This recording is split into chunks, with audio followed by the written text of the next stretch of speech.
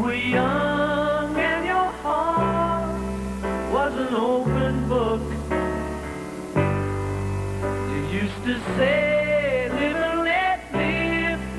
You know you did, you know you did, you know you did. But if this ever-changing world in which we live in makes you give in and cry. O tempo passa e a gente vai mudando, é inevitável. Agora,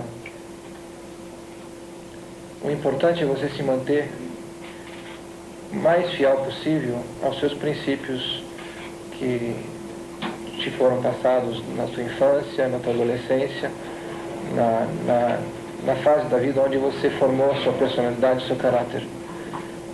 Então, mesmo viajando pelo mundo afora e convivendo com povos diferentes, culturas diferentes, mesmo com o tempo passando, o importante para mim é me manter o mais fiel possível aos meus princípios e procurar continuar crescendo dentro desses princípios. Agora, não existe nada eterno, né? A não ser Deus.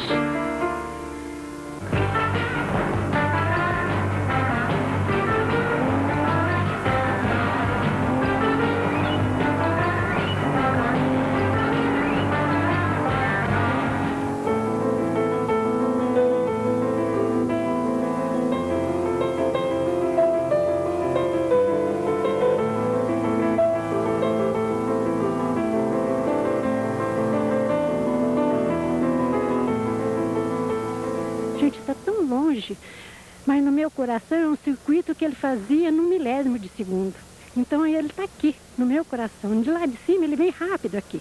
Não sai, porque é uma paixão muito grande que eu sinto por ele. A morte de Ayrton Senna no dia 1º de maio de 1994 marcou a vida do povo brasileiro. Aquela manhã de domingo permanece viva na memória de milhões de torcedores acostumados a vibrar com cada vitória do tricampeão mundial de Fórmula 1. Estava na casa de um primo meu, que nós fomos almoçar lá, que era aniversário da minha prima. E nós estávamos assistindo a corrida. Então nem teve almoço, não teve nada. Nós saímos de lá chocados e nós só ficamos sabendo mesmo que ele tinha falecido em casa. No dia da morte do Ayrton Senna, era batizado de uma sobrinha minha. Então a gente estava tudo reunido, né, na casa do meu irmão, né? E o batizado, a igreja é bem próxima, né?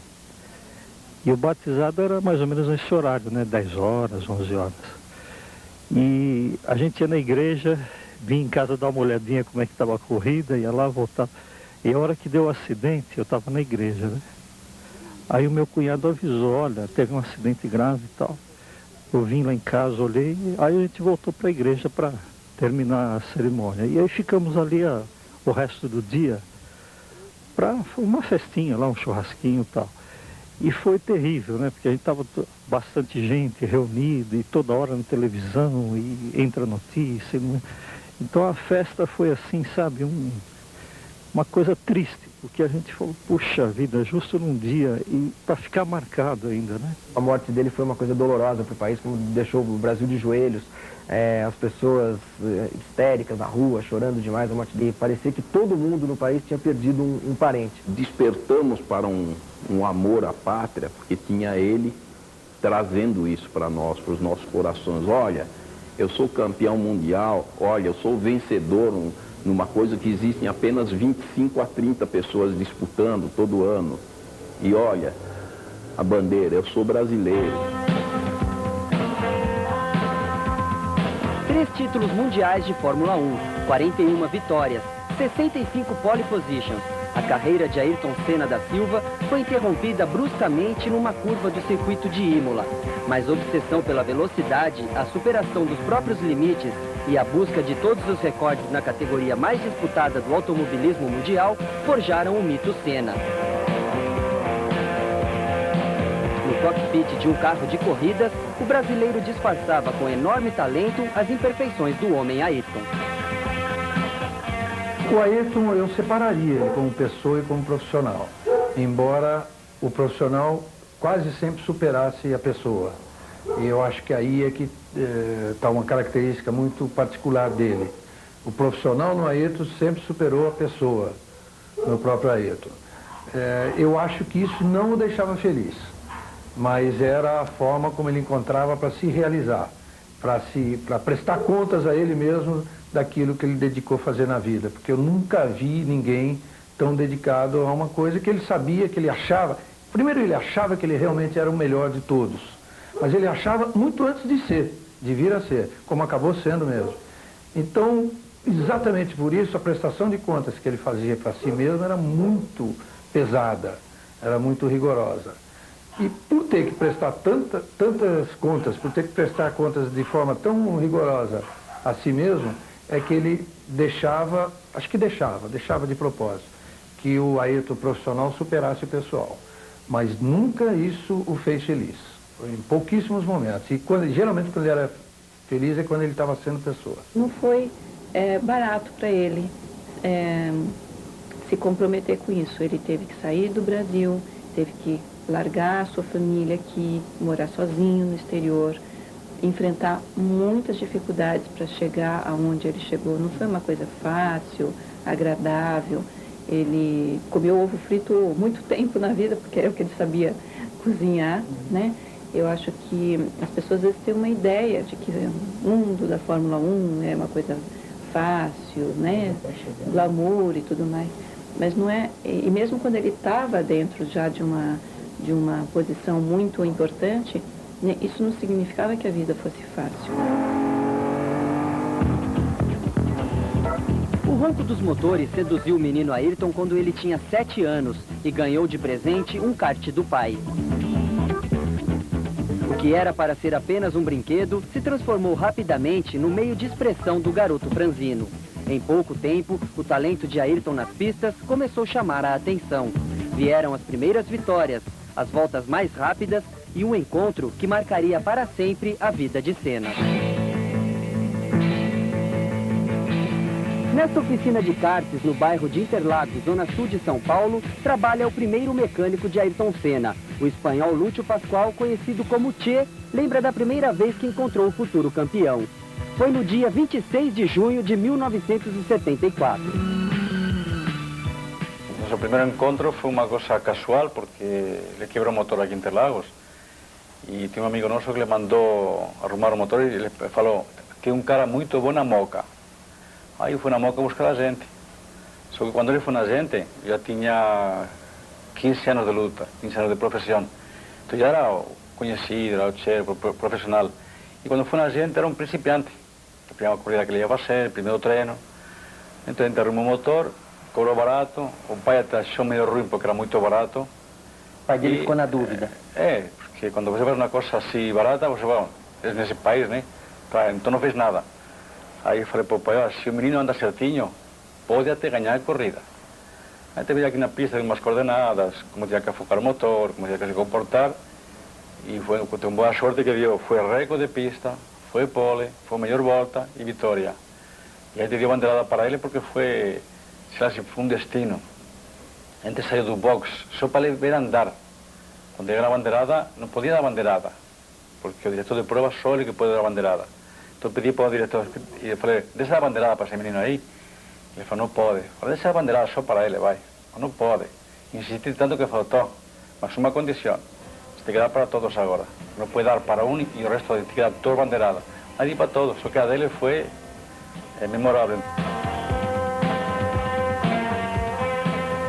O Ayrton, quando corria no kart, eu não conhecia o Ayrton nessa época, vi correr, mas não conhecia o Ayrton. Mas depois vinha a conhecer muito mais através de pessoas que eu acompanhava lá no kart. Você não tenha dúvida que o Ayrton, com 10 anos de idade, vamos dizer, andando de kart, sabia que ele estava traçando a vida dele para chegar ao máximo que ele conseguisse. Eu acho até que ele estava pensando sabendo que seria campeão, vai.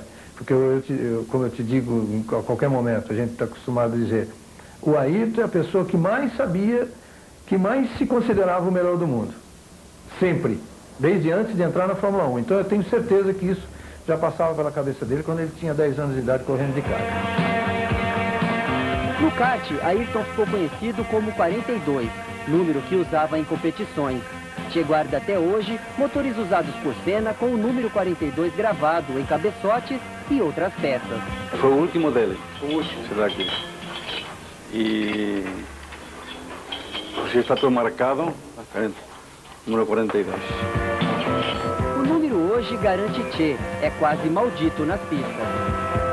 Às vezes, eu vejo na pista, a gente fala assim brincando, algum infeliz coloca 42. É fatal, coloca 42, o cara capota. É um número no Japão é um número fatídico. Provas que ele estava ganhando 42 provas quando ele morreu. Mas como era o estilo de Ayrton Senna no kart? Não quebrava o motor. Ele era bravo lá dentro, sabe? Assim, não que violento. Ele não entrava a perder. E se estava na frente, você podia ser o último. Tinha que passar você. Não se conformava com ficar nem a reta. Chegava lá, pum, pum. Então, se você via um pouquinho e dificultava, sai do meio, que ele batia. Não tinha nada a ver com o último. Não queria saber. Tinha que ser ele passar um, e passar outro, e passar outro. A melhor escola para o automobilismo é o kart, sem dúvida. Você não tem condições de treinar muito, correr em pistas bem diferentes e assim desenvolver uma experiência que no automobilismo sairia muito caro. A seguir, o menino Senna vira gente grande e com o apoio da família embarca para a Europa. O apoio que eles sempre me deram foi máximo e eu acho que muito pouca gente tem esse privilégio.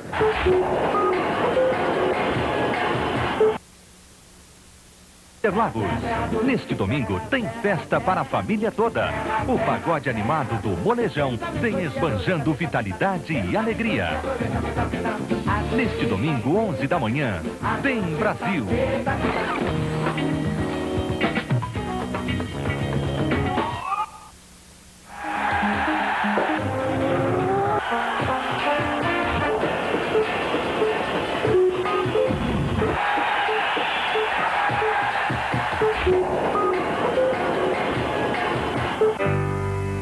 When you were young and your heart was an open book,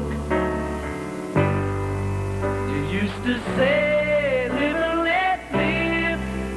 No, you didn't, no, you didn't, no, you didn't.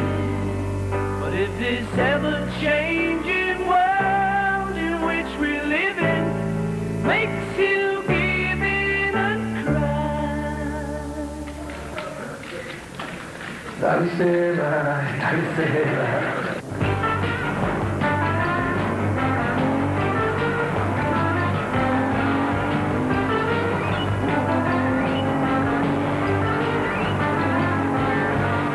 A imagem do Senna é bastante viva ainda e eu acho que vai ser para sempre.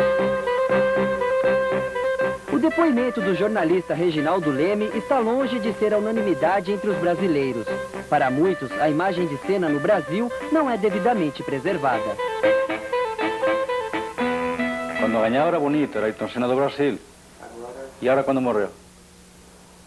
Então, até molecadinha não conhece Ayrton Senna. Aqui em São Paulo, realmente a única coisa que a gente pode lembrar é a sepultura aqui onde ele está, né? E a torcida na Vila Maria, que a gente vai lá ver as fotos, tudo. Mas eu acho, na minha opinião, poderia ter um memorial com as coisas pessoais do Ayrton Senna, que eu acho que o povo lembraria mais dele, porque ele está muito esquecido. Eu tenho um contato com muita gente que gosta do Ayrton, pessoas que participaram de toda essa história, e todos cobram isso, né? Falam, pô, mas você que está mais perto, que ainda tem contato com a família, você não acha que eles estão deixando de fazer coisas? Eu acho que eles estão deixando de fazer. Mas eu acho que eles estão deixando de fazer por excesso de cautela. A imagem do Ayrton é uma coisa que continua presente no país de uma forma muito intensa. A gente percebe, seja num táxi, seja numa loja, seja numa reunião de executivos, né, de multinacional, você percebe ainda tão forte a presença do Ayrton, apesar de ter 5 anos, né, de ausência dele. É muito impressionante essa força que se mantém. extremamente presente, assim, como se estivesse no ar. E as pessoas realmente reclamam de um substrato material quase que para, né, dar suporte a isso. E realmente a ideia de um memorial seria muito importante para dar um suporte para isso. Mas esse é um grande projeto também, tanto quanto desenhar e implementar uma fundação, fazer um memorial é um outro big projeto que precisa de tempo para ser feito, precisa de se pensar muito bem, e eu não tive condições de fazer isso. O nome Ayrton Senna batizou também uma estrada e um complexo viário em São Paulo com uma escultura do ídolo. Junto com a TAS Torcida Ayrton Senna e o cemitério onde está enterrado o corpo do piloto, formam um roteiro turístico para os fãs do mundo inteiro, principalmente o do Japão, onde Ayrton é uma personalidade cultuada, e da Europa. Na sede da TAS, um casal de italianos em lua de mel aproveitava para relembrar momentos importantes da carreira do tricampeão. Pensavo che esistesse una casa dove venivano raggruppate tutte le fotografie, tutti i ricordi anche proprio dall'inizio, da quando anche aveva 4 anni, ci sono delle foto lì che del 1964. De uns tempos para cá, esta loja em Interlagos também ganhou status de atração turística. O artista Cid Mosca desenhou o capacete de vários pilotos, entre eles o mais conhecido de todos, o de Ayrton Senna. Para o campeonato mundial de kart, na época, o piloto deveria levar as cores do país. E eu tinha alguma restrição, como a cor do país ser o verde e amarelo. Então eu pensei, se tem que levar as cores do país, quero alguma coisa jovem. Vou fazer um capacete amarelo que vai chamar a atenção com o verde e o azul. E que tenha algum movimento, que seja rápido. Foi sucesso porque chamou a atenção. Tanto é que o Ayrton, quando voltou, ele disse, olha, eu gostaria de adotar essa pintura porque eu gostei, todo mundo gostou. E ao invés de eu voltar a colocar a minha pintura anterior, eu quero ficar com essa. O trabalho de Cid acabou sendo reconhecido pelos fãs do mundo inteiro. De repente, aqui o ano passado, me para um ônibus cheio de turistas franceses, a terra do Alain Prost, vindo me conhecer, e fã-clube do Ayrton Senna, da França. Certo? Talvez, não sei, mas lá na Europa a imagem dele é fortíssima. A Europa começou a curvar-se diante do talento de Ayrton Senna no começo da década de 80. Depois do sucesso no kart, o brasileiro decidiu encarar novos desafios. De cara, conseguiu o título inglês da Fórmula Ford 1600. Em 82, foi a vez do título inglês e europeu da Fórmula Ford 2000. A gente não esperava que fosse ocorrer tudo isto e que aquela aventura de andar em kart ficasse só nisso. No entretanto, está tomando uma dimensão maior e a gente se preocupa um pouco pelo fato da Fórmula 1 que deve vir por aí, né? Minha família procurou durante algum tempo dissuadi-lo, né, dessa própria direção. Sempre desde o começo foi explicado para ele que seria só uma coisa amadora, só para brincar, e no momento que ele resolveu tornar isso profissional, houve uma tentativa de dissuadi-lo. Ele de fato até obedeceu, voltou para o Brasil, apesar já de ter ganho primeiro campeonato e tudo, né, de Fórmula ainda, a primeira Fórmula, mas ele virou uma pessoa assim, sem vida. Então minha família respeitou esse trajeto, né, interior do Ayrton. E eu acho que ele fez muito bem para a vida dele pessoalmente, para a vida do país. Embora ou tenha havido o acidente, acho que muitas pessoas já disseram isso, né, que tem muitas pessoas que vivem o triplo, o dobro que o Ayrton viveu, mas não viveram nem metade do que ele viveu. A família que eu tenho é sensacional e o apoio que eles sempre me deram foi máximo e eu acho que muito pouca gente tem esse privilégio. Dona Neide, o que a senhora diria para o Ayrton agora, que praticamente ele já andou assim 80% da carreira de um automobilista? Que Deus proteja ele sempre de todos os perigos, que é o que eu mais temo. A senhora gostaria que ele continuasse na Fórmula 1? Eu quero agradecer ele pelo filho que ele é, por esse ano que ele fez de trabalho honesto e bem feito. Isso é mais importante que qualquer título para mim. A senhora gostaria que ele continuasse na Fórmula 2000 ou fica feliz se ele for para a Fórmula 1? Ele vai para a Fórmula 3, como deve ser feito, bem feito, durante o ano todo, para chegar na Fórmula 1 bem treinado, bem capacitado. Ele estava ainda na Fórmula Ford, nós estávamos na Alemanha, eu cobrindo a Fórmula 1, ele fazia uma corrida preliminar no sábado, a corrida da Fórmula 1 era no domingo, eu estava num hotel que ele sabia que eu ficava. Ele se hospedou próximo, era uma pensãozinha, e a gente na Fórmula 1 sempre volta muito tarde do autódromo, porque tem o trabalho depois do treino, ficar escrevendo, ficar fazendo entrevistas, editando, gravando, fazendo satélites e tudo mais.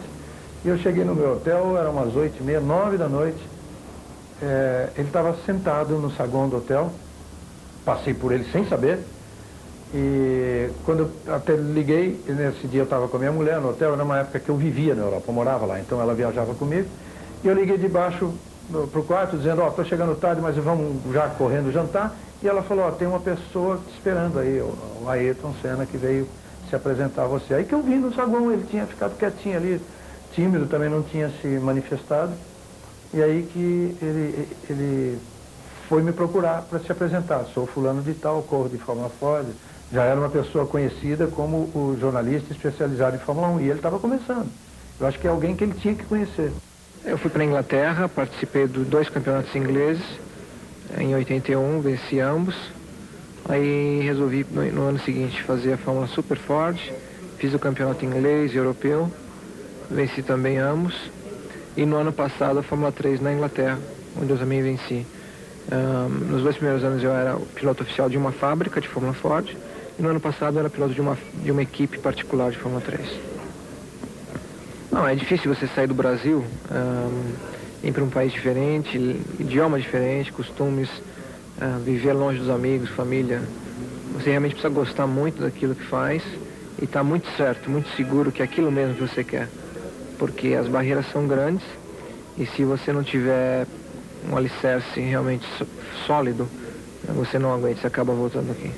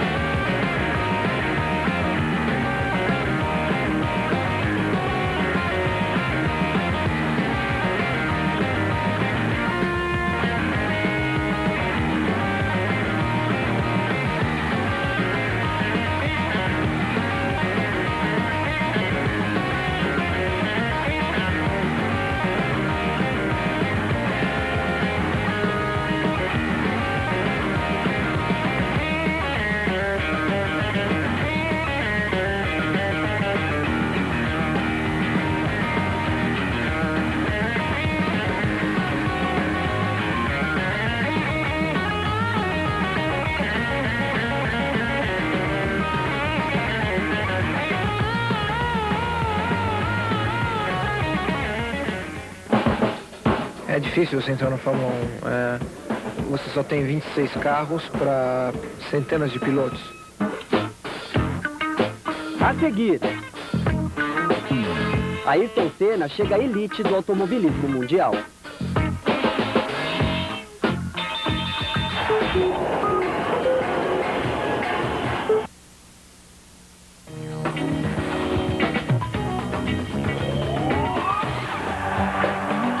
Bater um papo sobre os últimos acontecimentos esportivos. Todo domingo, 10 da noite, tem Cartão Verde.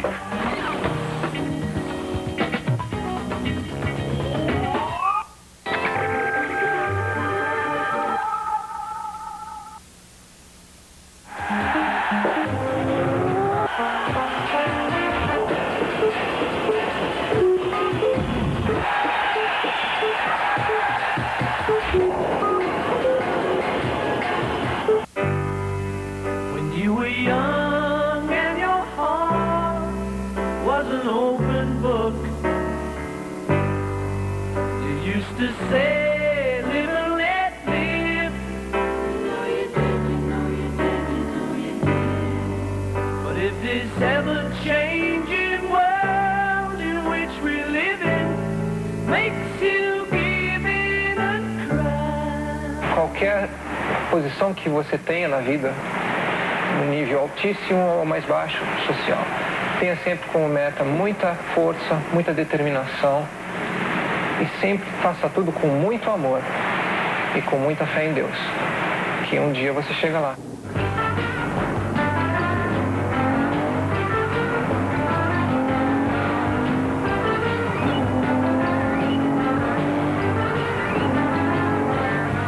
Assistir o Ayrton correr na Fórmula 1, olha, do primeiro ano ao último, foi uma coisa muito especial.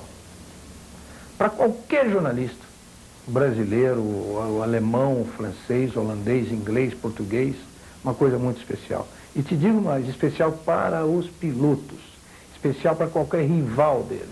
Sábado de manhã eu costumo ir para o meio da pista, me esconder atrás dos muros, onde é possível, onde é permitido.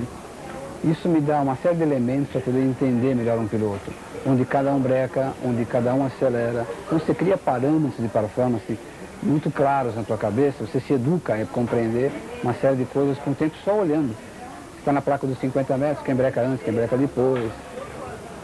E o Ayrton, além do aspecto de idolatria que eu tinha por ele, como a maioria dos brasileiros, ele me mostrava tecnicamente na pista o que era uma condição perfeita. Ele era sempre o último piloto a brecar, o primeiro a acelerar, e uma técnica de condução exuberante. É difícil você entrar na Fórmula 1. Você só tem 26 carros para centenas de pilotos. Não é como uma Copa do Mundo, onde você tem duas equipes sempre jogando com 11 de cada lado, mais 11 no banco de reserva, e dezenas de equipes, tá? Então você tem milhares de jogadores que têm uma oportunidade. Na Fórmula 1 são 26 só.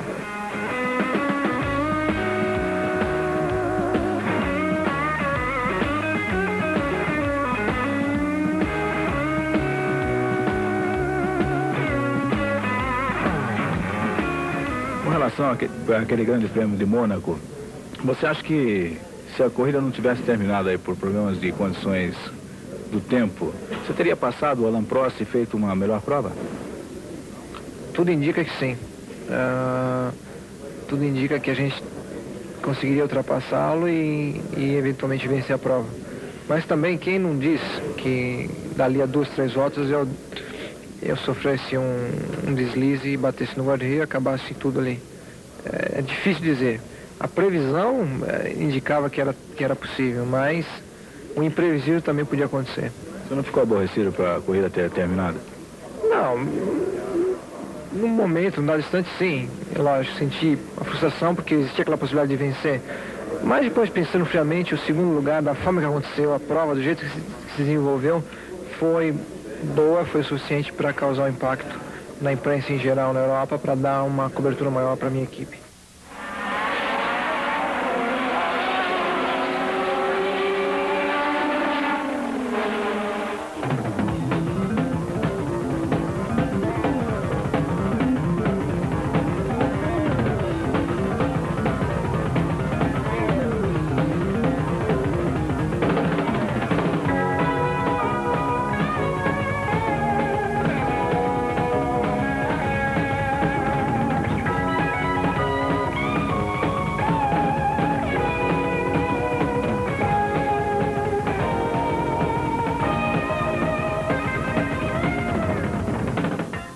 Impressionante, é difícil ter uma convivência tão boa numa fase nossa. A gente poderia separar essa convivência talvez em 3 fases. Vai. Essa que foi a inicial, desde que ele entrou na Fórmula 1, aí que ele conheceu o Galvão. Quando entrou na Fórmula 1, ele me conheceu muito antes do que o Galvão. Aí teve o problema da briga, e na briga, brigas que vêm de mal entendimento sempre são causadas por terceiros, sempre. E aí não é um terceiro, foram vários terceiros, e essa desavença. E, consequentemente, foram envolvidas outras pessoas. E, nesse momento dessa briga, acabou sendo uma briga minha com o Ayrton, Só que acabou sendo uma briga também minha com o Galvão, por uma outra razão, também por terceiros. E, então ficou mais ou menos eu de um lado, eles dois do outro, mas não foi exatamente assim, entendeu? Mas ficou mais ou menos isso. Então essa é uma segunda, é o que eu chamaria de segunda fase. A terceira fase, eu te digo, é o amadurecimento do Ayrton, é o momento dele conhecer um pouco mais da vida, parece que se dedicar um pouco mais ao conhecimento seu mesmo, né, no interior, e que fez com que ele voltasse, fez com que ele afastasse muitas pessoas que estavam ao lado dele, que se consideravam amigas, hein? E que eu sempre soube que não eram amigas. Afastasse muitas dessas pessoas, se voltasse a pessoas como a mim, que estava brigado com ele, entendeu? A iniciativa foi dele. O Ayrton nunca foi uma pessoa de chegar e falar, olha, meu amigo, ó, desculpe, eu fiz isso para você. Nunca. Ele não ia fazer formalmente esse pedido de desculpa, mas ele se voltou a mim, ele que procurou para que a gente voltasse a ter uma conversa que, como eu disse, fatalmente levaria a uma nova amizade, talvez até mais forte do que a anterior. E essa eu considero a terceira fase, porque nisso também já tinha terminado o meu problema com o Galvão, que foi muito mais passageiro, o meu com o Galvão, do que o meu com o Ayrton. O Galvão é outro tipo de pessoa, entendeu? Muito mais fácil, que não tem grilo, sabe? Aliás, olha que detalhe. O Galvão, quando a gente voltou a ser amigo, e somos grandes amigos hoje, o Galvão dizia para mim, olha só que coisa, dizia para mim o seguinte, é impressionante, mas você tem tudo para ser o grande amigo do Ayrton, porque ele é cheio de grilos e você é cheio de grilos. O Galvão não, o Galvão é um cara muito mais solto, muito mais, leva a vida até muito mais fácil do que a gente.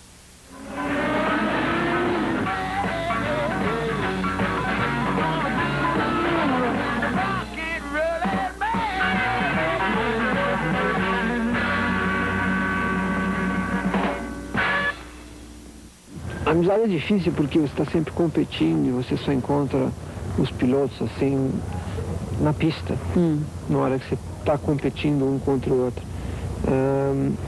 Então, o meio ambiente não é favorável à amizade.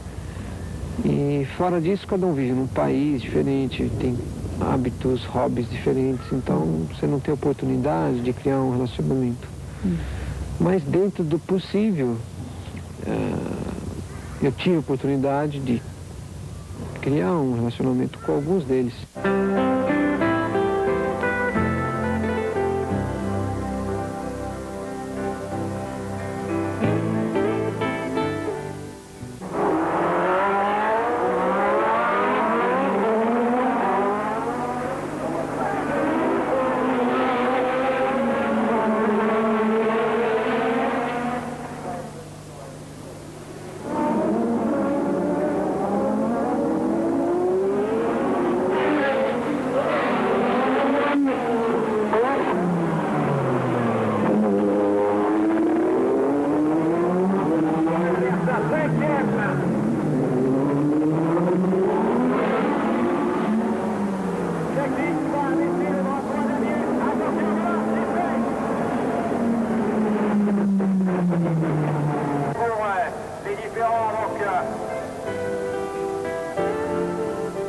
É impossível você falar em título. A gente mal acabou esse ano o campeonato. É lógico que o objetivo de qualquer piloto é o título. Essa mudança de equipe vai ser um pouco difícil de início, até eu me adaptar à estrutura da nova equipe. A Honda fornecendo motor também vai ser um carro novo. Enfim, tem uma infinidade de modificações que levam a crer que de início vai ter muito trabalho, mas eu acredito a médio e longo prazo que essa estrutura nova da McLaren vai trazer bons resultados.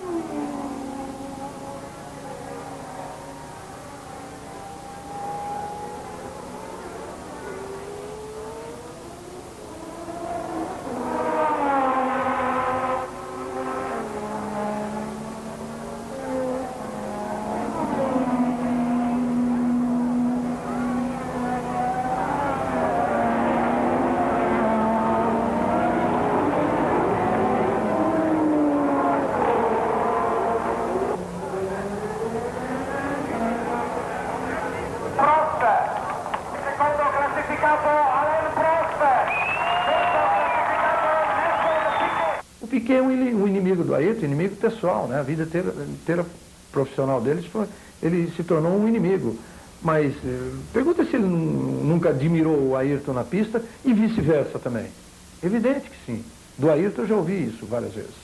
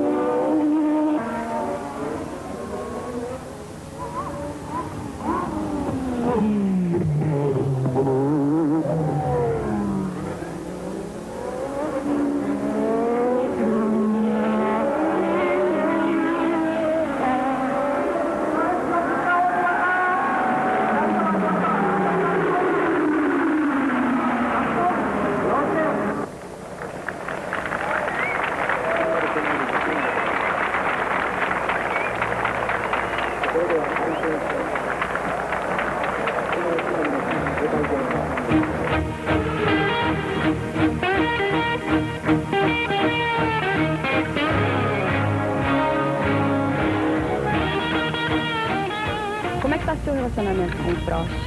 Está muito bom. Poderia estar melhor, mas devido às circunstâncias onde a competição é muito grande e existe muita pressão tanto nele como em mim, é difícil, mas a gente vai levando.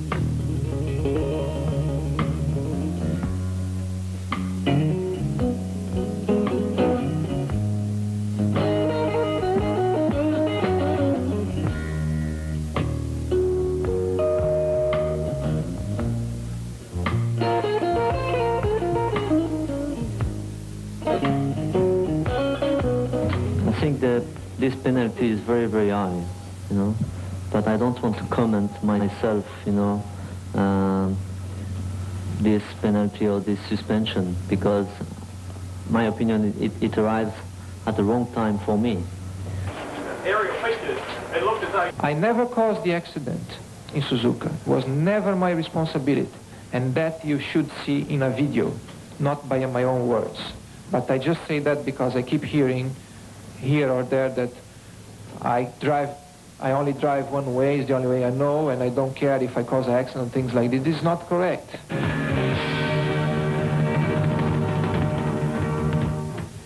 Eu espero uma solução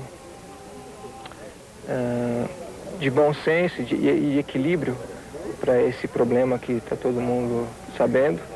E eu acho que é uma situação delicada para todas as partes envolvidas e para o próprio automobilismo mundial.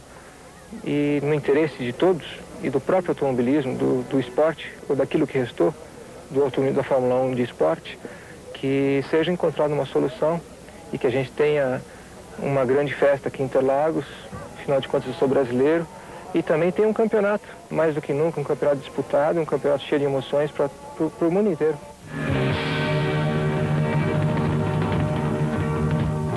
Eu abri mão ontem à noite, tarde da noite, por livre e espontânea vontade, abri mão da minha participação no campeonato desse ano e imediatamente comuniquei, como eu disse antes, o Mr. Kawamoto, vice-presidente da Honda no Japão, por telefone, onde eu colocava as duas opções, a minha não participação ou da participação diante da luta, porque não existia acordo, nós teremos que ir então aos tribunais. Não existia acordo até a primeira lista, essa é a verdade. E portanto estava tudo encerrado e existiu então esse início de comunicado e, para minha surpresa, após esse início de comunicado, existiu uma mudança de posição.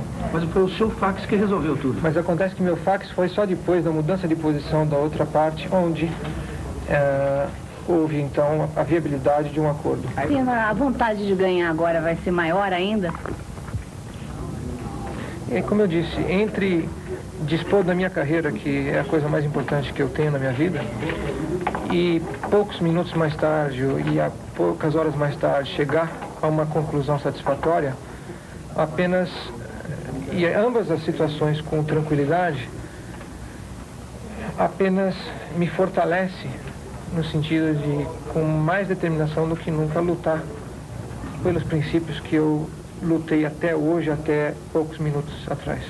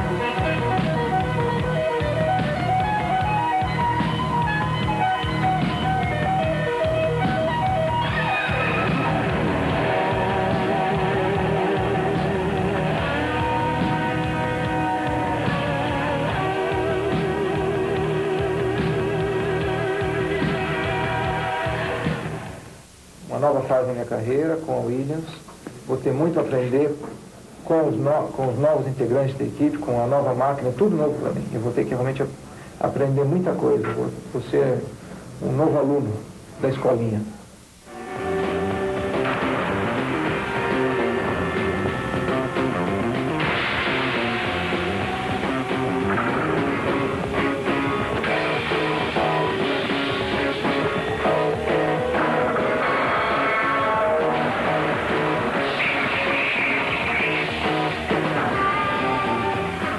Na sexta-feira teve o acidente do Rubinho, que foi um acidente muito violento, muito chocante, e felizmente ele saiu praticamente ileso daquilo tudo. No sábado morreu o Roland Ratzenberger, piloto da Sintec, que foi um piloto estreante na época, estava num treino de classificação, perdeu a asa do carro, se espatifou no guarda-reio. Quer dizer, ficou aquela sensação de que os carros estavam inseguros, de que a pista era insegura. Fazia muito tempo que não morria ninguém na Fórmula 1, ainda mais em corrida. Então o clima estava todo muito tenso. E o Ayrton, desde o começo do ano, ele falava que o carro dele era muito difícil de guiar, sem a suspensão ativa da Williams, sem controle de tração, o carro era um negócio meio perigoso mesmo. E isso, infelizmente, acabou se confirmando. Quer dizer, as causas do acidente são mais ou menos conhecidas, uma pane no sistema de direção que pode ter levado à quebra da coluna. Na hora que ele bateu, a última coisa que você vai imaginar é que aquele cara lá vai morrer, né? A gente acha sempre que esses grandes ídolos dão a impressão de serem imortais, mas foi uma pancada muito forte. No momento em que ele bateu, era difícil imaginar que o cara tivesse morrido. Mas quando naquela hora, quando eu percebi que as pessoas demoravam muito para tirar o Senna dentro do carro, a gente pôde observar que era um negócio grave. E na hora que ele foi para o hospital, a gente já tinha informações no autódromo de que a situação dele era praticamente irreversível.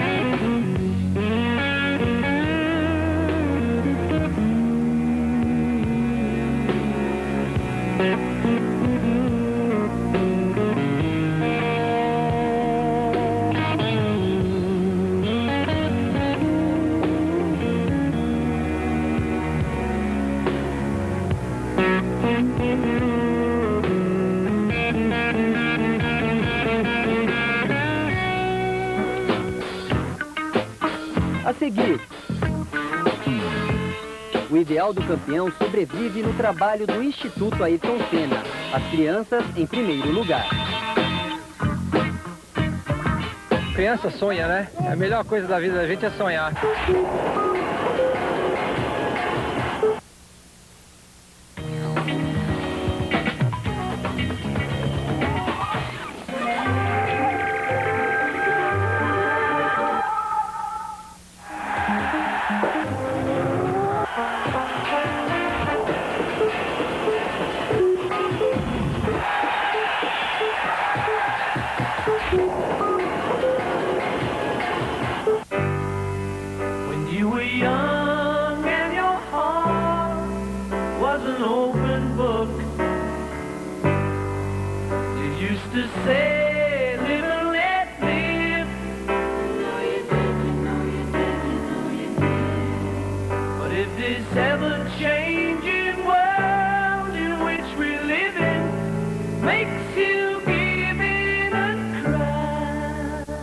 Ele vai ser um garoto normal que tem na infância o sonho, o desejo de competir, de vencer, mas vai lidar não só com a vitória, mas também os tropeços, as derrotas.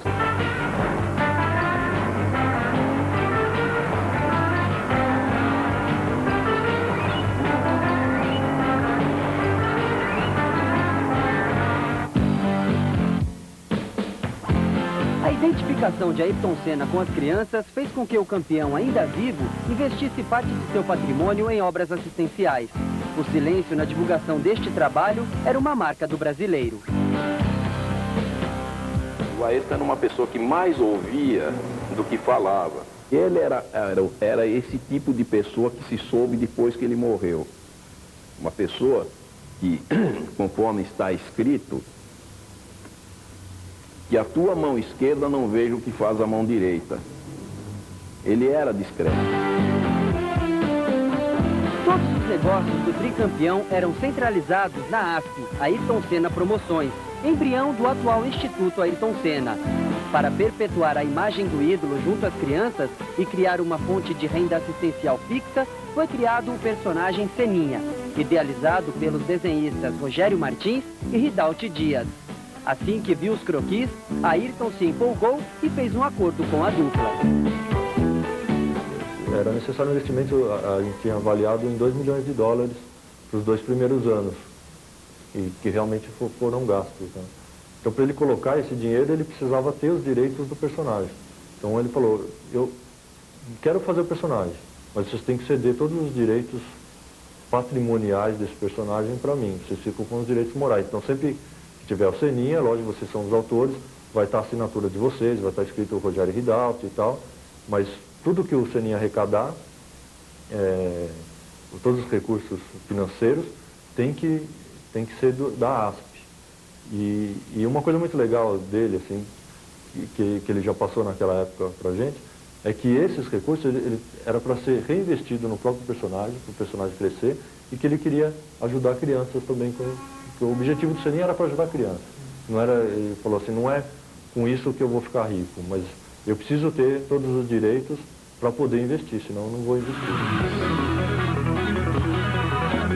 Seninha resistiu à morte de Ayrton, a uma queda de tiragem da revista e a saída do desenhista Ridalto do projeto. Eu acho que faltou arrojo empresarial em vários momentos. Eu acho que lá dentro o Seninha foi ganhando peso dentro dos negócios da família e, ao mesmo tempo, as pessoas que trabalhavam com Ayrton, elas eram, vamos dizer assim, entre aspas, mal acostumadas. Tudo que se referia ao Ayrton se resolvia muito facilmente, até porque quando o nó apertava, era só você botar o Ayrton Senna numa mesa com o presidente de uma empresa e as coisas se resolviam, porque todo mundo era fã dele. A partir do momento que ele morre, se perde esse encantamento. E aí teríamos que ter feito coisas com Seninha mais arrojadas do ponto de vista empresarial. A cumplicidade das crianças é motivo de orgulho de Viviane Senna, que associa a personalidade do irmão ao desenho. Ele era uma criança super ativa, né? Uma criança que estava sempre se movimentando, vivia até batendo canela, um galo na cabeça, sempre envolvido com correrias o tempo todo, fazendo barulho, muito barulho. Uma criança muito ativa, desde pequeno. Até a minha mãe às vezes achava que ele tinha algum problema, queria levar no neurologista, porque ele não parava um minuto. E o Seninha é um personagem assim, ele está sempre agitando, ele está sempre correndo, ele adora carro, como sempre o Ayrton gostou. Ele andava sempre com um carrinho na mão, desde pequeno. Ele fazia barulho com o carrinho, barulho de carro mesmo, né? Ou freava, fazia o barulho da freada, ou então de aceleração. O dia inteiro a gente ouvia ele fazendo alguns barulhos, né? E o Seninha tem essa identidade, né? Um menino que gosta de carro, vive em cima, né? Da sua oficina, com seus amigos. O Ayrton era muito, sempre envolvido com outras crianças, muito extrovertido. Muitas vezes estava no meio de confusão, a maioria das vezes se metia em confusão. E arrumava para você também? Também sobrava para mim, principalmente nas saídas da escola. Muitas vezes ele ia lá já combinado, né, de tirar a limpo alguma coisa com algum, né, outro menino. E eu no começo tentava apartar, né, porque eu era mais velha que ele, então a gente, né, fica preocupado. Aí eu apanhava também, então achei melhor deixar ele resolver os seus problemas. Aí ele dava, às vezes ele levava, às vezes ele dava, ele acabava se acertando. Seninha sobreviveu, mas a morte do ídolo afetou, sem dúvida, o lançamento de novos produtos. A torcida, antes apaixonada, também esfriou. Prova disso é a TAS, que de 4.000 sócios caiu para apenas 200. O interesse é um fato real, caiu bastante.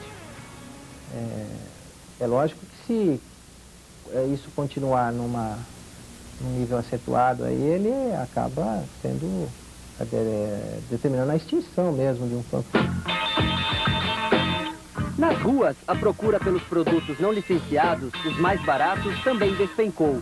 Esta barraca, por exemplo, chegou a faturar mais de R$5.000 por mês depois da morte de Senna. Hoje, não vende mais de R$700 em bonés e camisetas. No domingo passado, dia em que Senna faria 39 anos, pouca gente visitou o cemitério onde está enterrado o corpo do piloto. Estaria Ayrton sendo esquecido? A família e os amigos não admitem esta hipótese e apontam o trabalho do Instituto Ayrton Senna, que segue o ideal do tricampeão.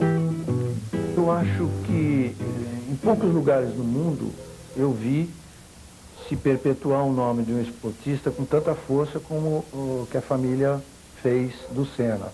A existência do Instituto Ayrton Senna é muito importante. O Instituto ele nasceu da própria vontade, vamos dizer assim, do Ayrton, um desejo, né, que ele demonstrou algum tempo antes do acidente, de fazer alguma coisa pelas crianças, na medida em que ele, como você, eu, tantas pessoas, param no farol, sentem aquele incômodo, aquela impotência de estar diante de uma situação e não saber o que fazer diante daquilo, e justamente o fato de ele ser uma pessoa super apaixonada pelo país, né, e ter do país um carinho assim enorme, a consciência da situação do próprio país levou a querer fazer alguma coisa, a desejar fazer alguma coisa para contribuir.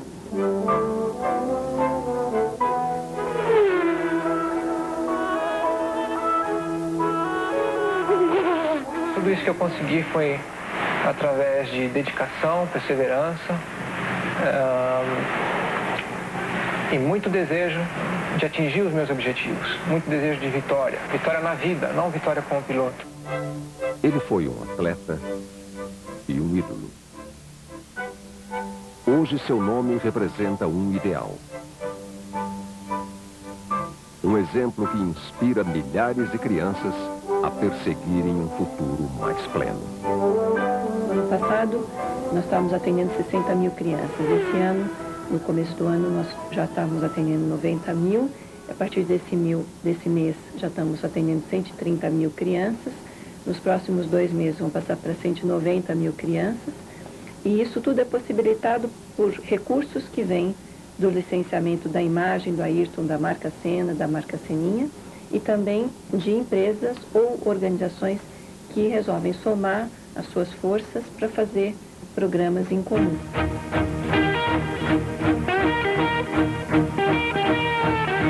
A gente criança, a gente sonha um pouco mais. Depois que a gente cresce, um pouco menos, mas faz parte da vida de todos nós. O tempo passa e a gente vai mudando, é inevitável. Agora, o importante é você se manter mais fiel possível aos seus princípios que te foram passados na sua infância, na tua adolescência, na fase da vida onde você formou a sua personalidade, o seu caráter. Então, mesmo viajando pelo mundo afora e convivendo com povos diferentes, culturas diferentes, mesmo com o tempo passando, o importante para mim é me manter o mais fiel possível aos meus princípios e procurar continuar crescendo dentro desses princípios. Agora, não existe nada eterno, né? A não ser Deus. When you were young and your heart was an open book, you used to say, live and let live. But if this ever-changing world in which we live in makes you give in and cry, say live and let die.